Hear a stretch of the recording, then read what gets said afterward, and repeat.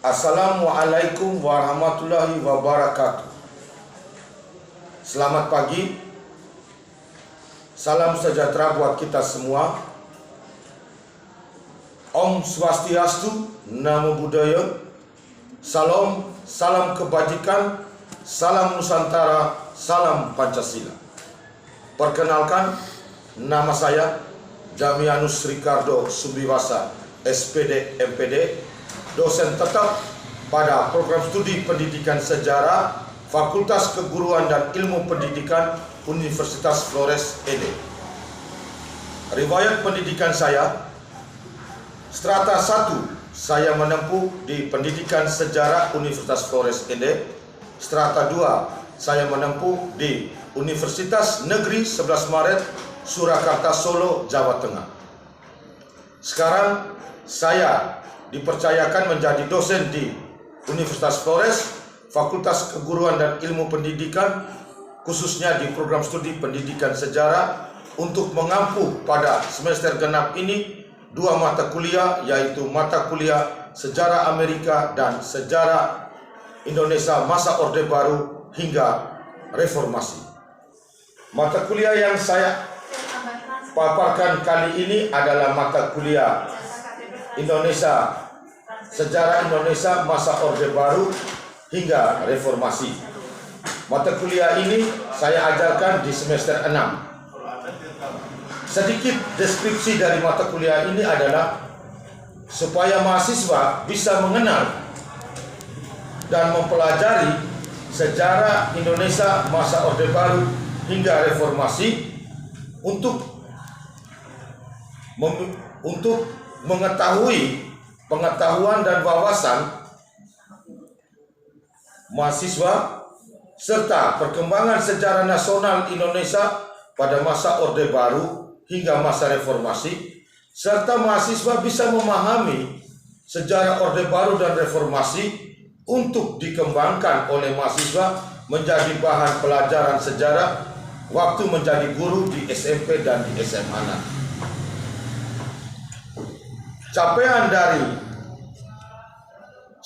dari mempelajari mata kuliah ini yaitu ada 3 capaian. Yang pertama sikap, yang kedua pengetahuan, dan yang ketiga adalah keterampilan. Metode pengajaran yang saya pakai adalah metode DAA, Delivery Instruction Assessment. Dalam hal ini, mata kuliah Sejarah Indonesia Masa Orde Baru hingga Reformasi, bobot SKS-nya yaitu 2, 16 kali pertemuan, yaitu 14 kali tatap muka, dan 1 kali ujian tengah semester, yaitu di pertemuan ke-8, dan pertemuan terakhir yang di pertemuan ke-16 itu adalah ujian akhir semester. Sekian dan terima kasih. Selamat pagi. Assalamualaikum warahmatullahi wabarakatuh. Salam Nusantara, salam Pancasila.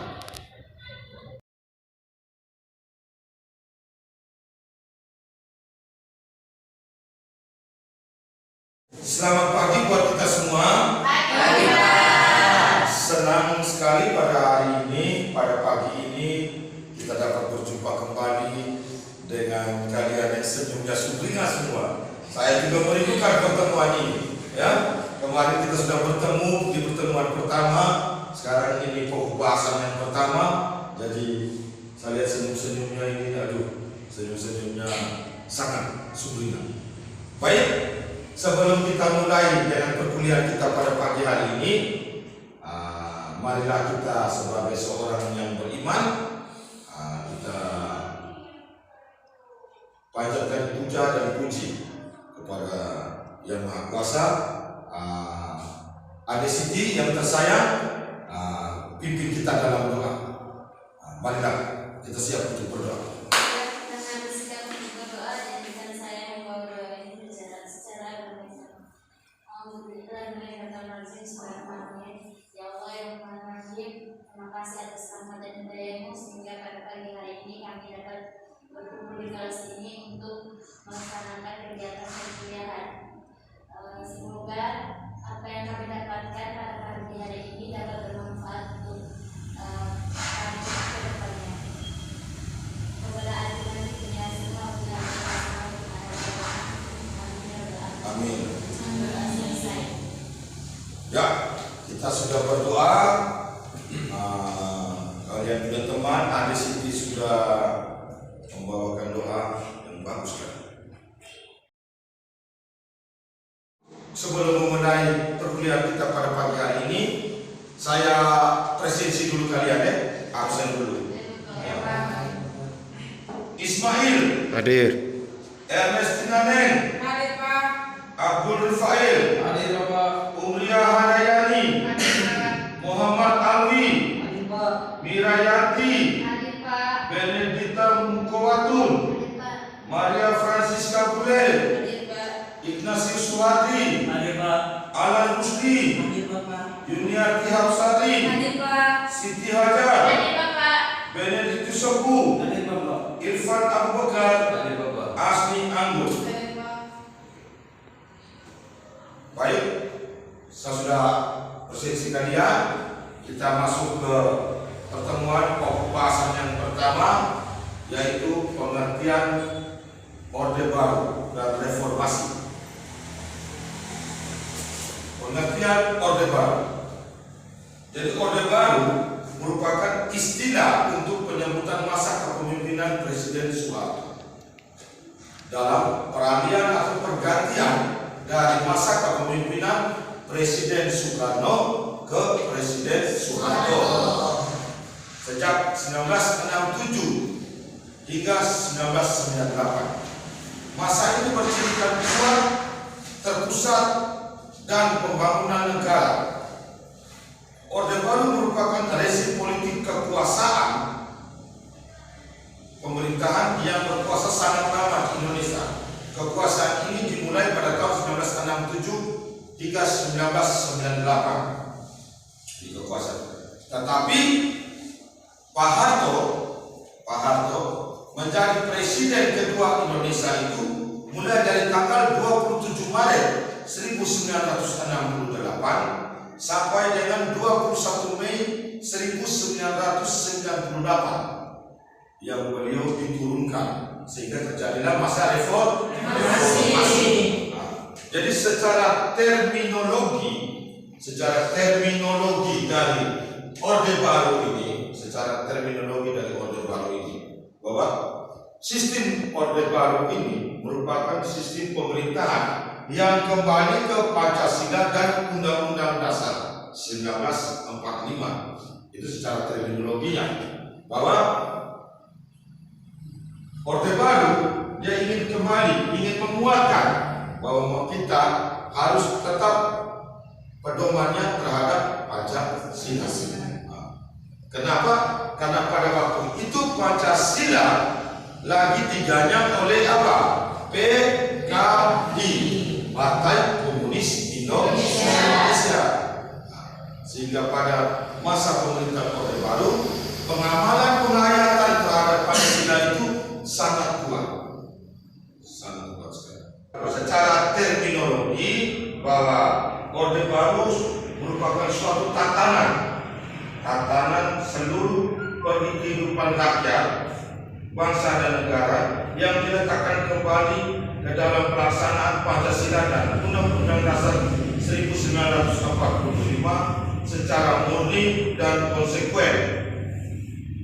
Dari beberapa pendapat tersebut, kita simpulkan bahwa Orde Baru merupakan sistem pemerintahan di Indonesia yang menggantikan zaman sebelumnya, didasarkan atas koreksi terhadap penyimpangan dan lain-lain.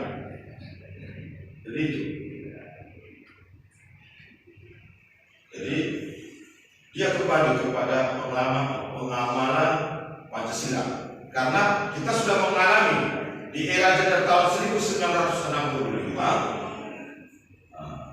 kita diserang oleh PKI tadi, sehingga di zaman Presiden Soeharto di Orde Baru itu beliau mulai menjabat dari tanggal 27 Maret 1968. Beliau langsung melakukan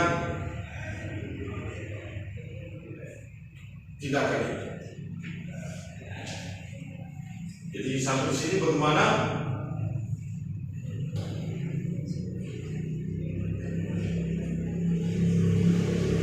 Kalau tidak ada yang bertanya berarti semua sudah mengerti. Kita lanjut ya.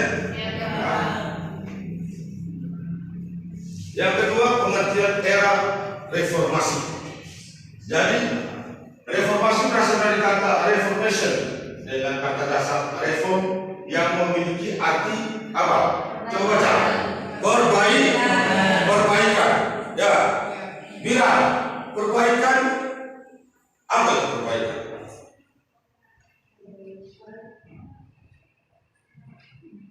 Perbaikan. Memperbaiki, ya. Mira memperbaiki. Asli, perbaikan. Tindakan merubah hal buruk menjadi hal yang baik. Ya. Perubahan ke arah yang lebih baik. Ya, Hani, perubahan ke arah yang lebih baik. Jadi memperbaiki apa yang dikatakan oleh Mira, apa yang dikatakan oleh Asni, apa yang dikatakan oleh Hani, benar. Jadi memperbaiki. Jadi yang salah tadi kita menjadi baik. Nah, yang sudah rusak kita buat jadi bagus. Jadi memperbaiki, pembaruan dan menjadi lebih baik.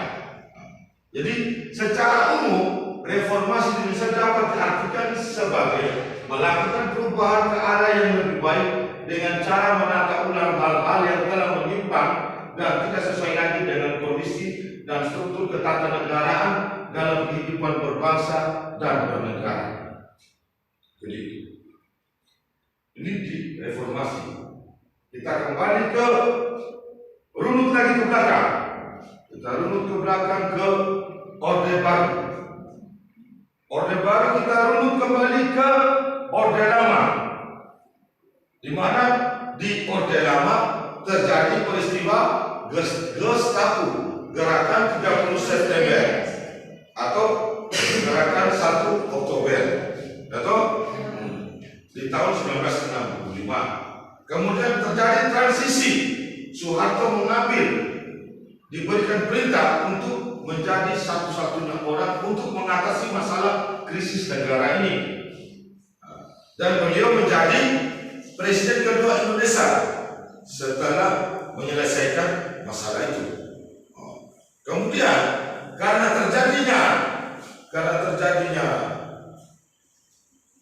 sistem PKI tadi, akhirnya Soeharto, kita kembali ke Orde Baru tadi, secara terminologinya dia menyatakan bahwa kita harus kembali kepada konstitusi yang benar, yaitu apa? Pancasila dan Undang-Undang Dasar 1945. Kemudian sekarang kita masuk ke reformasi. Nah, di era reformasi ini semuanya kita harus omongnya terbuka, tidak ada tertutup. Nah, sekarang saya memberikan satu pertanyaan. Di zaman yang penuh terbuka ini, apakah wajar kita harus saling menghina antara satu sama lain? Yang ingin menjawab saya, apakah di era keterbukaan ini kita harus saling menghina antara satu dengan yang lain? Ini sudah zaman reformasi ini. Kita melihat bahwa reformasi ini. Ya, Mira. Kalau di era reformasi kita tidak harus saling menghina satu sama lain. Justru di era reformasi ini kita lebih baik saling melengkapi satu sama yang lain. Iya. Sehingga menciptakan sebuah kesejahteraan antara satu orang dengan orang lain. Ya, bagus. Ada lagi yang lain? Ignas mungkin. Ayo.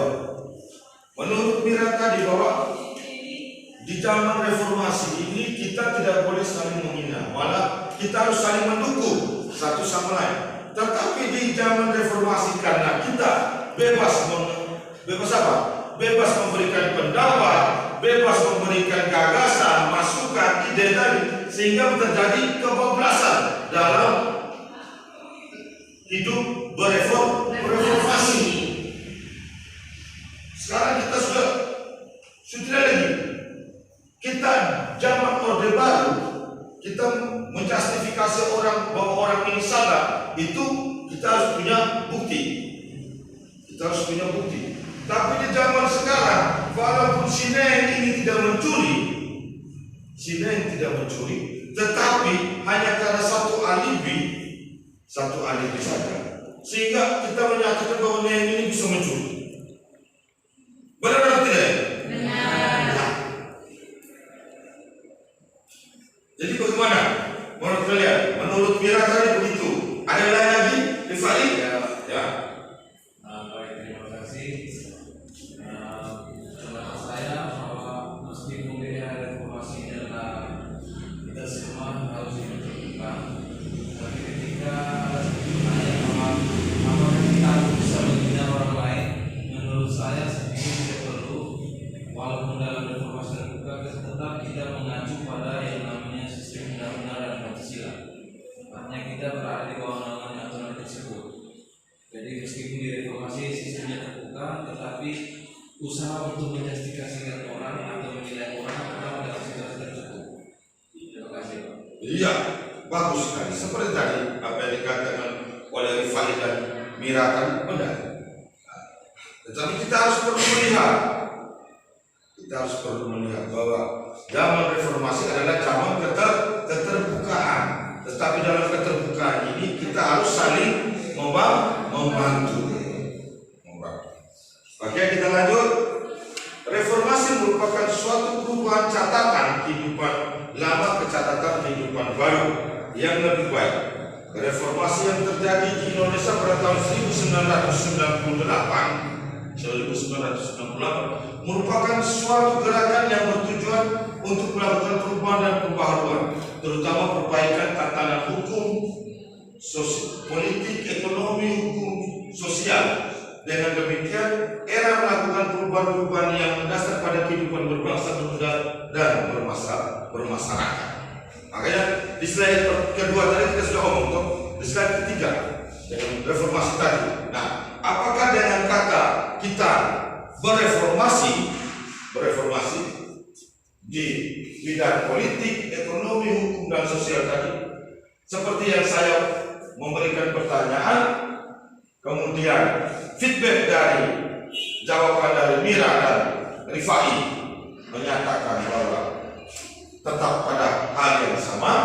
Nah, sekarang menurut kalian, apakah reformasi ini bisa dipertahankan atau tetap pada reformasi yang sama ini?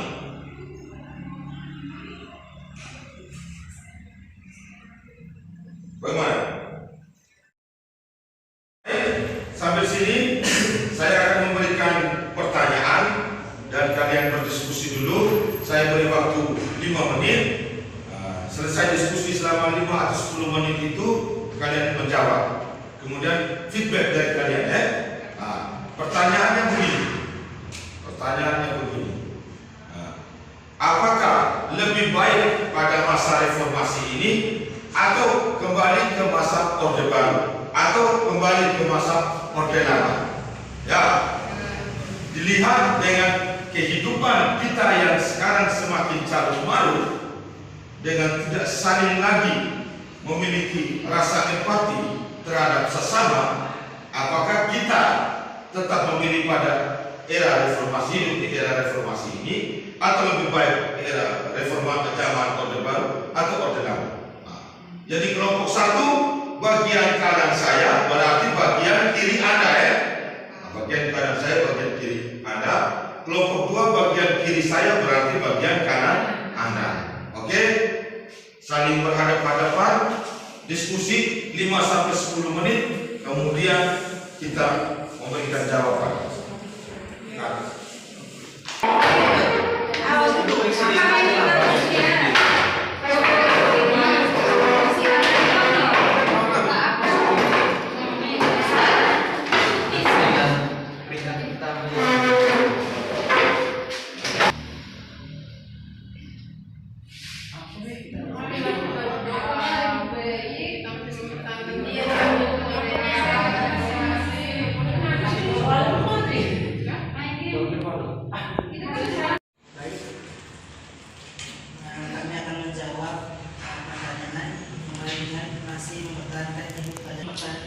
Belum ngaruh. Belum disuruh jawab.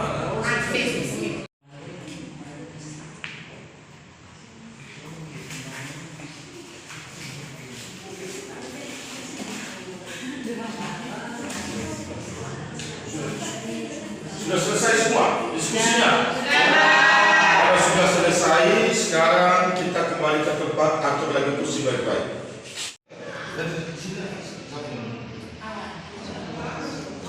Sudah, dengan ini. Dan tetap kalian mempertahankan argumen kalian sehingga terjadi feedback.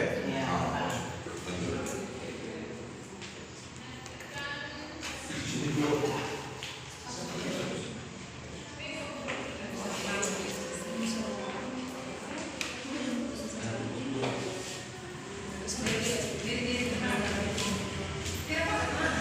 Kau tak pernah masih kok. Iya Pak. Kalau sekarang kelompok 1 dan kelompok 2 menjawab pertanyaan tadi yang sudah saya berikan, karena kalian sudah berdiskusi antara sesama kalian, kelompok 1, anggota kelompok 1, anggota kelompok 2. Sekarang saya ingin mendengarkan jawaban dari kelompok masing-masing. Jawaban saya kasih pertama waktu dan kesempatan untuk kelompok 1. Kelompok 1 selalu menjawab. Mira, ya, silakan berdiri dan menjawab. Baik, selamat siang untuk kita semua. Siang. Ya. Atas kesempatan yang diberikan kepada saya mewakili teman-teman dari kelompok 1 untuk menjawab pertanyaan dari Pak.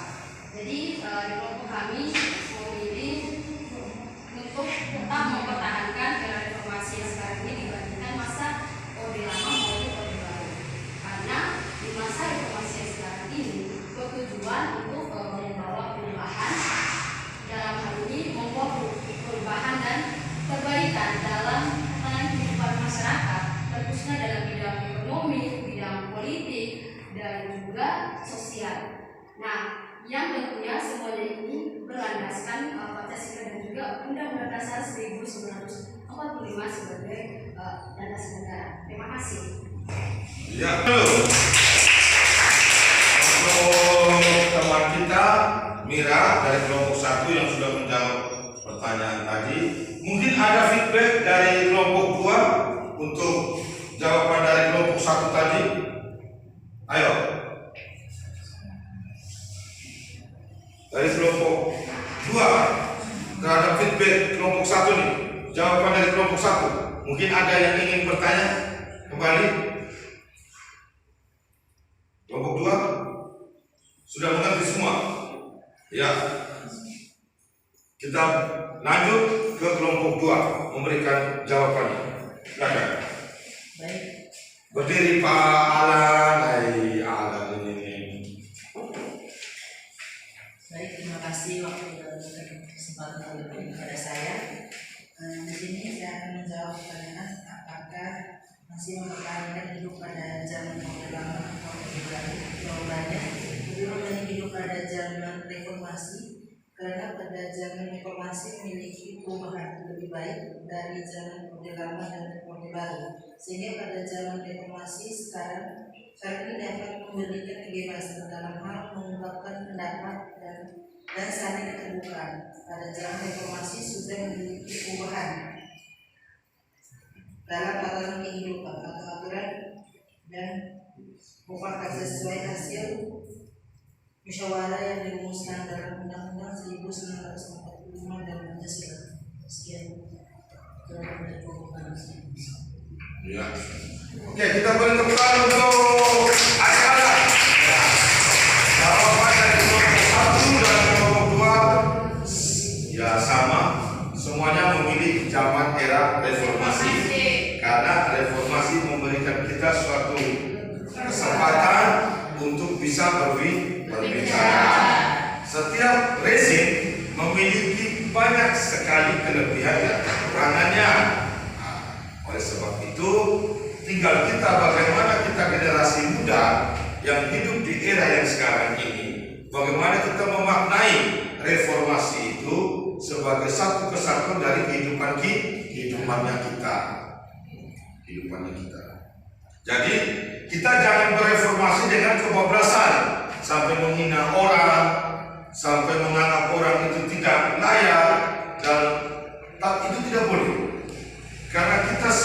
ini sama, yaitu warga negara Indonesia yang disahkan oleh Undang-Undang Dasar 1945. Yang lebih salah lagi karena kita itu menggunakan apa? KTP, kartu tanda penduduk. Ya begitu.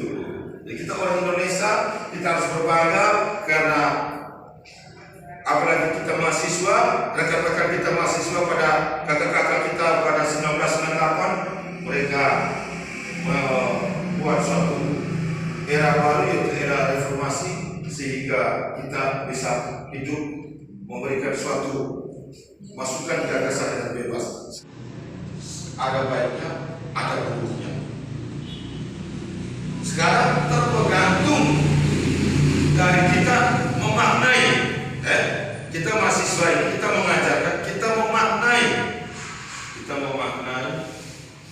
bahwa apalagi kita orang sejarah, kita lunut dari Orde Lama, Orde Baru sampai reformasi ini, kita melihat kita tidak mau lagi terjadi hal-hal yang pahit dalam kehidupan berbangsa dan bernegara kita. Sehingga bagaimana caranya kita ini untuk menjaga reformasi ini untuk menjadi lebih baik, untuk menjadi lebih baik. Jadi itu saja tadi. Dan kita yang bangun reformasi ini, kita jaga reformasi ini sehingga reformasi ini bisa menjadi satu era yang baru untuk kita. Sekian perkuliahan kita pada hari ini. Sebelum kita beranjak dari tempat kita ini, sebagai kita orang yang beriman, tadi kita sudah dibuka dengan doa pembuka. Sekarang kita doa penutup. Ade Mira silakan untuk membawa kita dalam doa.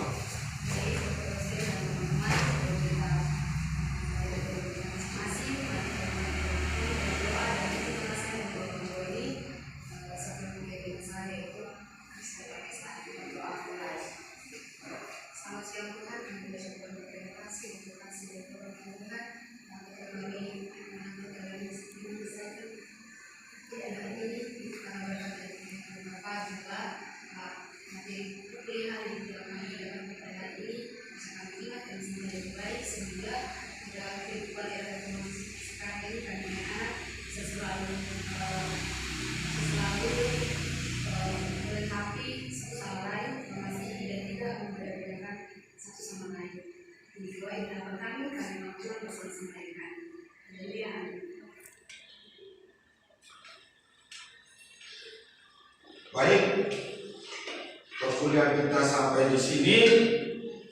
Nanti kita berjumpa lagi di pertemuan kedua yang akan datang dengan pokok bahasan yang baru. Saya hari ini sangat senang dan bangga terhadap kalian dengan masukan, kita saling berdiskusi, feedback antara kita dengan saya dengan kalian, adik-adik sekalian. Makanya saya senang sekali. Saya senang. Itulah jadi guru, kita harus memberikan satu pengajaran.